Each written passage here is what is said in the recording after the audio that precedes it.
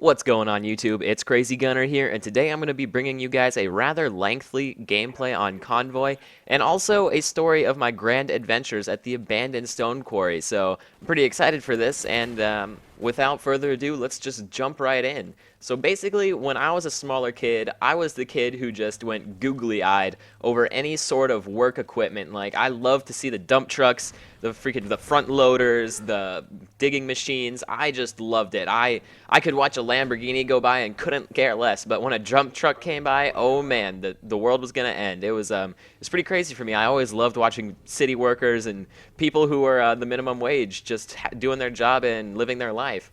And when I was young, I loved to go to this park, and right next to the park was this huge stone quarry with all these rock belts and equipment going at all times and all this mayhem going on, basically. And I just loved to stand there and like watch these rock belts dump rocks on these piles, and I could just stand there and watch those people for hours. I would be watching them, and it was the stone quarry by our house, you know, the cool thing for me to go and do, I guess, when I was like 5 years old. So last year, I was at this same park with my friends, and I realized, hey, nobody's been at this stone quarry for 3 years. It's been abandoned for quite a long time. Let's see if we can get in there and go walk around and see what's up and see, you know, if there's anything that they left behind, see if there's any stuff we can climb on. And they're like, that sounds like a great idea because, you know, we didn't have anything to do. We were just kind of laying in the grass doing nothing, screwing around. So, you know, why not go? So we go and we walk around the fence for a while, and it has a barbed wire top, but we eventually found a way in way far away from the stone quarry. It was pretty much far off where they thought, and nobody's going to try and get in from this far. Our place is too boring. But no, the adventurers we got in and immediately headed for what equipment they had left behind. And on our journey, we ran into this enormous front loader. It was the large commercial grade ones, you know, the huge yellow ones that are maybe 15 feet tall. Not 15 feet tall, more like maybe 12 or 10. But it was enormous, and it had these glass windows, and so we're standing there, and we're like, there's this huge piece of abandoned equipment, practically like if you found a perfectly fine abandoned car, except it wouldn't run, so it's pretty much completely worthless, and all you want to do is just beat the crap out of it. So basically, I'm standing there, I'm like, hey guys, watch this. And I look all cool, I pick up a rock, I'm thinking, ah yeah, I'm a badass, I'm gonna break a window. And I throw the rock at the window, and it just like makes this little crack and bounces off. I'm like, oh shit. I look like a retard. And so me being the guy who can't fail without trying to regain any ground, I go to my friends and basically say, oh yeah, you think you can do any better? And so obviously it's like, oh yeah, let's break some windows. And so they all grab these bigger rocks and we just start chucking them at these windows, and they're bouncing off everywhere. We didn't break any windows, and I'm like, dang, these windows are like bulletproof, and bravo to whoever makes Caterpillar freaking equipment. Those things are amazing. No falling rocks are ever going to get in there. You did amazing with that glass. I don't know how you make that glass, but man, it is tough. So I had this other friend, and now this friend, he was a little more crazy. He did the kind of ballsy stuff that nobody would want to do because they're like, oh god, I could get in big trouble for this. And so he goes and he finds this huge piece of rebar, and he climbs on the back of the trailer and just goes, for Allah, and runs and just charges and hits the back window and stabs it all the way in, and we're like, yeah, you broke the glass. But man, that glass is hard to break in. For a second, I thought he was just going to hit the window and then fall 10 feet to a broken leg, but he did break the glass. And for any of you out there who are just horrified at this random destruction of equipment that's not ours, I checked out the stuff before I decided to break it. You know, I was all checking the tires. It was obviously has been abandoned for a long time. I mean, the rubber was flaking off. All the tires were completely flat, and a lot of the insides had been taken out already, like the engine and anything that could have been salvageable. So really, it was just bare bones of the equipment, in case you were wondering.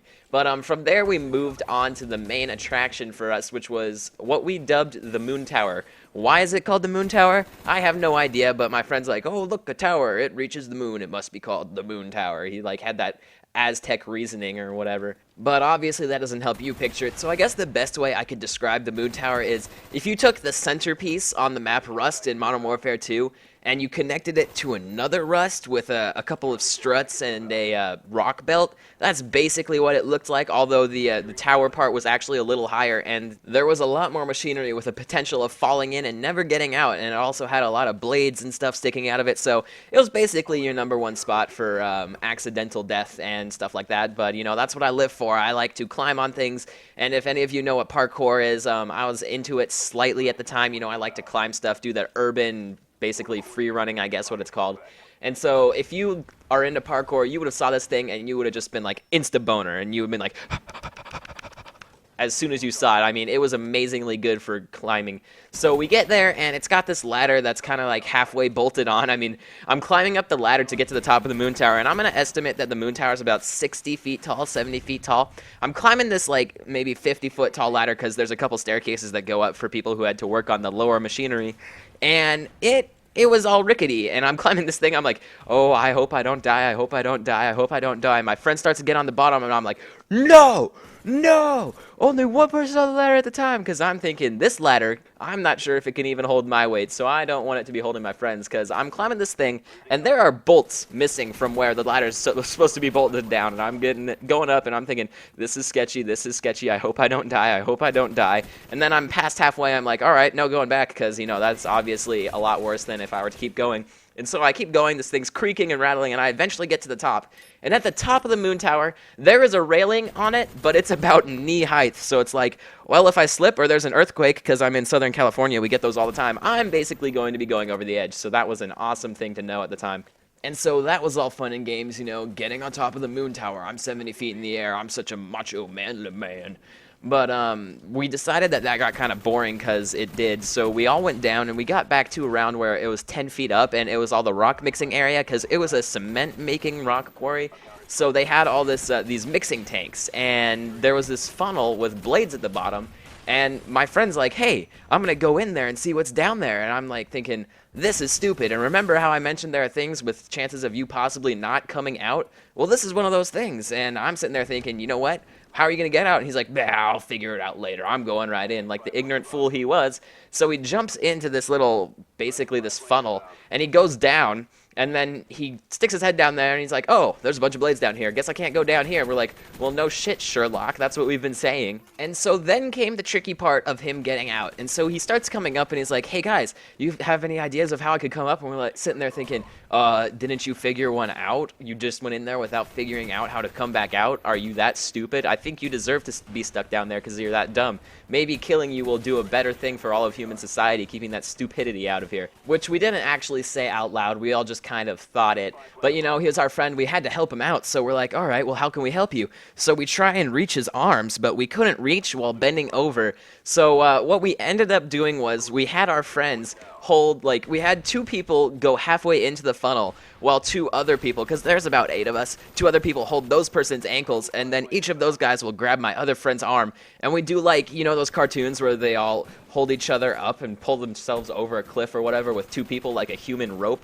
We basically did something a little along those lines, although it was a lot more painful and a lot dumber looking. We looked like a bunch of retards, but you know, we didn't really want to call the emergency rescue people or whatever because we had thrown a bunch of rocks at stuff, broken stuff, we were trespassing on private property, we had done a lot of things that were considered illegal and frowned upon by a lot of people, so we just decided to help him out ourselves, so we eventually got him out. It was quite a struggle though. And so after that little episode of peril, struggle, and scaredness, I guess, from my friend, we decided to stop screwing around on the lower level equipment and go back up to the moon tower and throw a fire extinguisher that we had just found off the top to see if it would explode, because we're thinking, oh, fire extinguishers, they shoot stuff out, they must be pressurized like the stupid people we are, because I guess they aren't. And so we're all getting our phones out, we're getting ready to videotape it, we drop it from the top, it hits the ground, and it's super anticlimactic. Nothing happens, except for the fact that it landed on top of a metal box that had a beehive under it. Mind you, these are the Africanized killer bees, which I think are pretty much all over the world. I don't know if this is any special thing at all, or just something stupid that I'm saying, but basically, if one stings you, the other bees will smell it, and they will come and sting you, because they're like, oh, that's the attacker, let's go kill him. And it can actually kill you if you get stung like over 100 times, depending on how much you weigh. So this huge swarm comes, and we have a lot of problems with swarms in California, and so we're like, GTFO! We just run out of there, we're bolting. We get out of there, and actually we did come back later, but that's for another time as the gameplay has now ended. My name's Crazy Gunner. If you guys want to hear more of this, I will be making a part 2, and I'll see you guys later. Peace out.